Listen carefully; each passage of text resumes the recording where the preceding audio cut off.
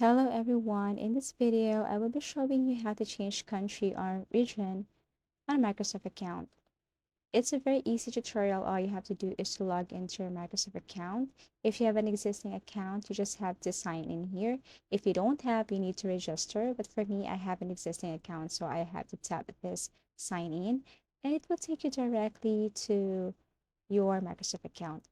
Now, to change your region or country, all you have to do is to tap this your info at the top left corner and then go to this edit profile info here where you can see below date of birth there is country or region. So all you have to do is to click this one and yes, tap your region or the country where you're living right now and then click save. As easy as that.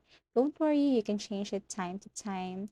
Everything is up to you. I think it's okay to change twice, thrice, or many times as long as Microsoft is not warning you about this one. So that's it. That's how you change country or region on Microsoft account. Thank you for watching. Don't forget to like and subscribe. See you in our next video.